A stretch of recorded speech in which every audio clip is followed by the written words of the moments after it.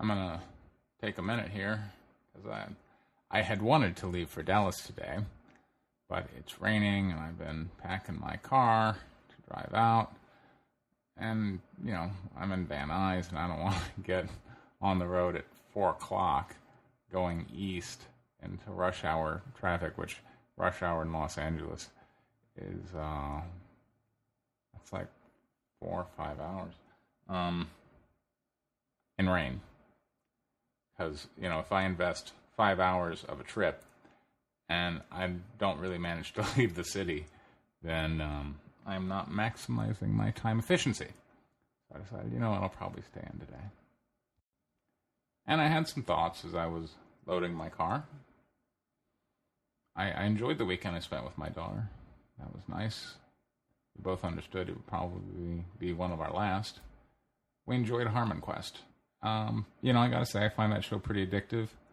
And I know Dan Harmon's politics, and probably the politics of all of Dan Harmon's friends. I would take a wild guess. And I find his politics very distasteful. But I really enjoyed Harmon Quest. So, I don't like categorizing art by the ideology of the artist. And at this point, I think that points to an interesting element of my own personal faith, which I'll go ahead and share with you. This is just my observations of the world and the conclusions that I have come to living in it as wisdom to be passed down. So this is Preston's wisdom, if you will. And fittingly, this one came out of comic book. I really enjoyed Fight Club. And a couple of years ago, I don't want to say, San Diego Comic-Con, which is my very first Comic-Con, my very first San Diego Comic-Con, I should say. I saw Fight Club 2 in comic book trade paperback form. And I thought, wow, okay, that's something I got to check out. Because I really enjoyed Fight Club. And Fight Club's so relevant today in its discussion of, you know, essentially the whole soy boy culture is really what Fight Club is about, and the idea that masculinity and the virtues of aggression and violence are valued and should be valued. And that's, you know, as Tyler Durden would ask, how much do you really know about it yourself if you've never been in a fight? And just so you guys understand, I've been in fights. And I also have been in some judo tournaments that some of them felt like fights. and I saw the value in it. And I decided that my daughter should also kind of participate in violence. So I got her in judo, and she did some judo tournaments, and now she boxes like 2 or 3 times a week. And that is the result of many years of battling against her mother. But that transition to athleticism and the attitude of responsibility, the attitude that I must prepare myself, that has given her invaluable tools, I think, in organizing her life and being confident and self-reliant. And also it allowed her to triumph over the ADHD label, which a psychiatrist had given her. And I told her, can't let other people label you. You have to label you. Instead of saying, hey, I want to, I have a hard time studying, you go, oh no, a doctor has said I cannot be expected to study well because, you know, whatever, unless I have pharmaceuticals. I'm like, you don't have to accept that label. You can reject that. And she did. And I'm so glad for it. And she's turned out better for it. But also, in putting her in those tough situations, she also began to realize how different she was than her peers. It's not that when she stepped on the mat at Gokor Mixed Martial Arts Academy and fought against these little Armenian boys who just mercilessly slammed her head into the mat over and over again, she cried so many times. But it's not that after those experiences, she would now set foot on the mat and just beat them all, because she wouldn't, although she would start to beat some of the new people. And if she would have stayed at it, she would have developed, a level of skill, which would have probably put her at like the worst of the mediocre boys because, the amount of physical ability she has is far less than theirs. But nevertheless, when she then re-entered normie society, she realized nobody else that she was interacting with had been in those kind of circumstances. Nobody else really understood how to fight. Nobody else really understood what it was like to be hit. Because nobody else in her peer group was doing this thing. Nobody else in her school was doing this thing to this level of intensity. Maybe they'd go do some karate, which involved doing a lot of kata and forms and, whatever on exams. But, like, really understanding, what it is to just be out of breath because your opponent is pushing you so hard and you don't know what to do. Like, to understand fear, to understand, fighting in front of, essentially fighting in front of other people who are watching you expectantly. And that's tough. And she realized that other people in her peer group didn't possess that. And that gave her a lot of confidence. It also, strangely, seems to have caused her to be a masculine role model for a lot of her peers, including the psychiatrist who gave her the diagnosis. One of their children is going through the transgender thing.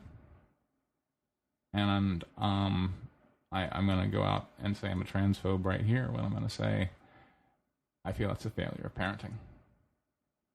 I don't accept this idea that someone who's just young and growing up and then decides, oh, hey, at 9 or 12 or whatever, I think I want to be the opposite gender, and that parents are supportive of this, is child abuse. That's absolute child abuse.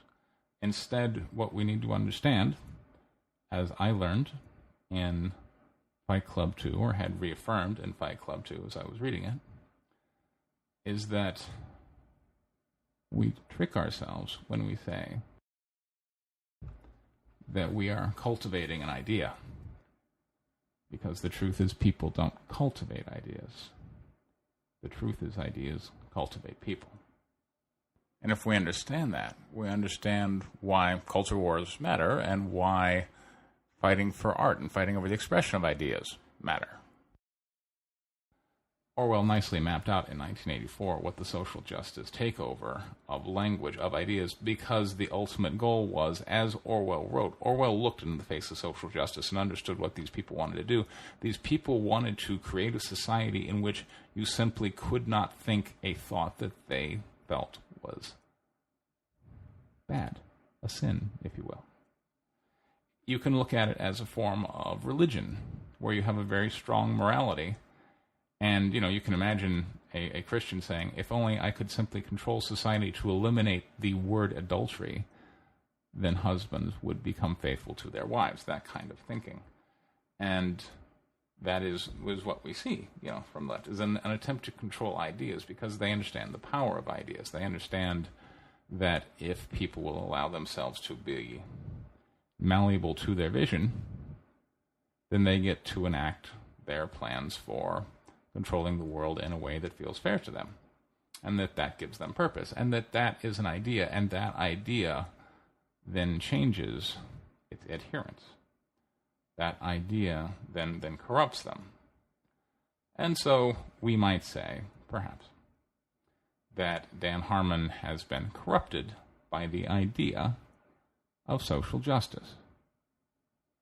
And I could say, sure, yeah, he does this rant where he's going on about, going full circle in our discussion, how Trump supporters are a bunch of Nazis.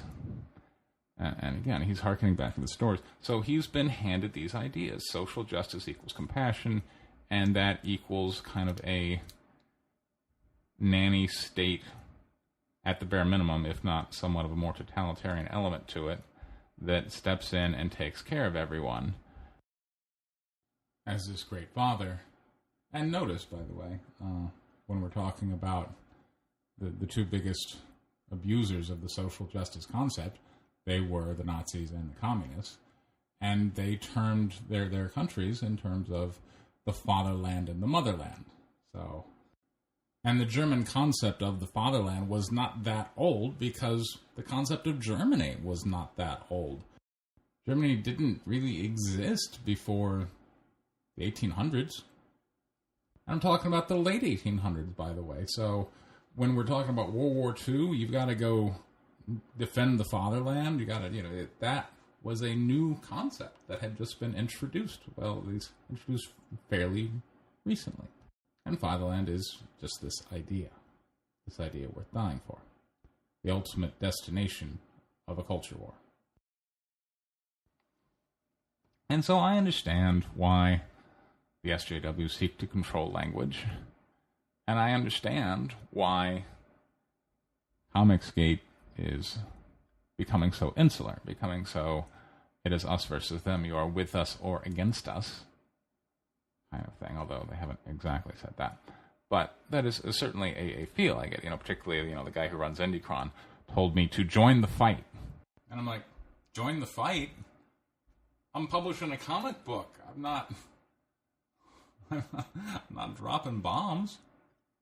I mean, I may be dropping figurative bombs, but what is this fight? How does creating a comic book another shell in the arsenal of democracy against the tyranny of social justice?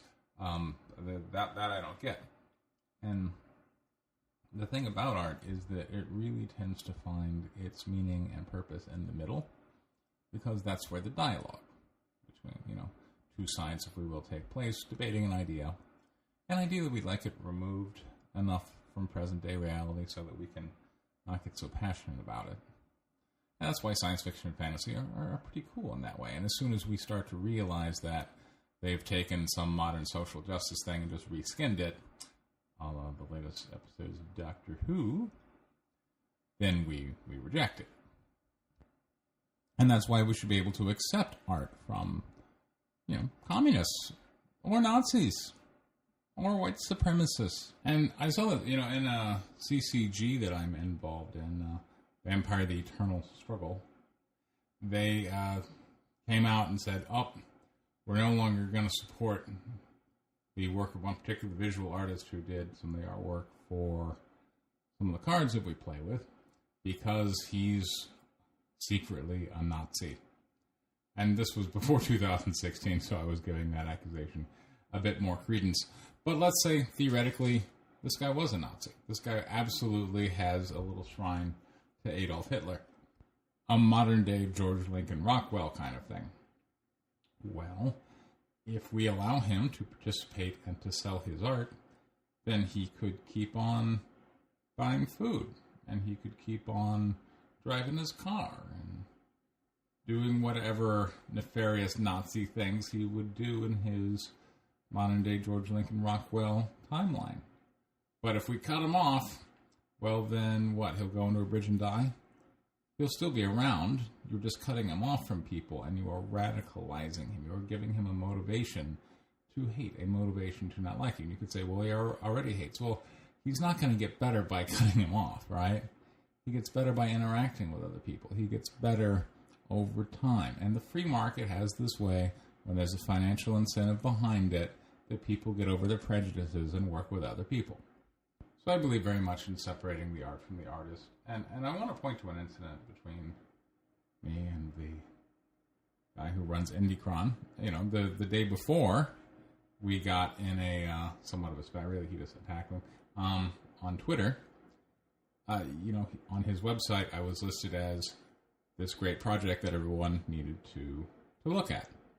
But then after I said publicly, due to your decision to, from this day forward, become Comicsgate only, I'm not going to be listing White Lily 3 there, because it's not a Comicsgate, project. And, he then takes down Guinevere and the Divinity Factory and goes on to say how bad a writer I am. I'm like, okay, well, what art of mine have you read? Including, by the way, the stuff that you were touting just yesterday as being so wonderful. And he didn't even watch the video in which I call into question his decision. He wasn't even willing to have a discussion or to hear another side. All he wanted to do is generate an us versus them kind of politics and label it. Because art is art And ideas are ideas. And we should be allowed if you bar people from discussing the idea through art normally, then they will do so in a black market style. And that doesn't really help your side. So that's why we need to ease up on the censorship. We need to be a little more broad-minded. I remember I went out on a date with a woman who identified as a feminist. Those always end up being one date, because that's just not... It's not going to work. But she did concede to me that whenever she was writing a paper, she could just refer to the works of Ernest Hemingway as examples of obvious sexism, and that she did not need to elaborate on this because the professor would understand that that was true, despite the fact that she, the author, had never read a work of Ernest Hemingway. And she was kind of telling on herself in that way, like, oh yeah, if you just say Ernest Hemingway, he was a real sexist bigot, then, people will then not question your claim. You're kind of preaching to the choir. And in that way, we once again see that perhaps Ernest Hemingway was creating art that might be worthy of consideration. And if you're going to cite it, you should at least read the freaking thing. And it's in that anarchy of ideas that works like 1984, a work that was critical essentially of fascism and communism, but was written by a socialist. So if we say, well, we don't want to read the work of socialists, then we never would have read 1984, which serves as a great indictment on its own of totalitarianism. So I think comic books are an excellent avenue to explore a variety of different media, including, in this case, like adult media, something like Sunstone, which is semi-pornographic and semi-storytelling. And, that's something that you've rarely been able to see in straight-up porn movies. You rarely see a porn movie which is actually particularly entertaining or has any artistic merit, but Sunstone is able to pull that off a bit.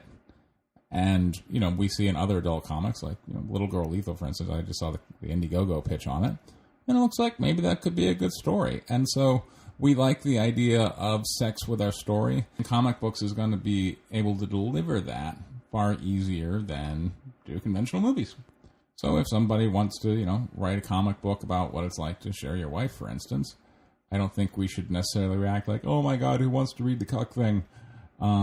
Just like if somebody wants to write a one about a Muslim child going into a library and learning that he doesn't want to bomb people because he actually learns of other people. I think we should allow that story to come out.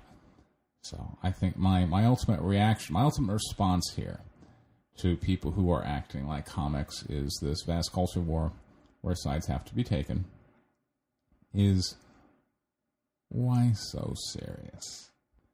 And notice, in saying that, I reference a story. And the story and the figure of the Joker, which we all understand that he is, at heart, an anarchist. And what is he really hoping to do is show how fundamentally flawed people are when the restraints of law have been lifted and that they are not worthy of protection. But when it comes to story, we need to be able to allow that. We need to be able to understand that narrative is not reality. That, if you're playing Red Dead Redemption and you grab a Mexican and you take him over the border, that you have not committed a hate crime. And lastly, I want to say that no one really likes being told what to read or what not to read. And the idea of we're only going to promote artists who have a specific political agenda is also going to limit your base to just the real believers. I mean, you can imagine if Orwell had previously said, I'm just going to write works for other socialists, and then he puts out 1984, it probably would have limited its distribution. So I think we need to allow people the freedom of their own political ideologies. The marketplace will speak for itself. The good stories will last. The poor stories will fade away. And in the future of a few years, when we look back on this moment and we see the big Comicsgate kerfuffle, the great Twitter kerfuffle of 2018, late 2018, you got memes age so fast. When we see that great kerfuffle of late 2018, we will look back and go, my God. Why so serious?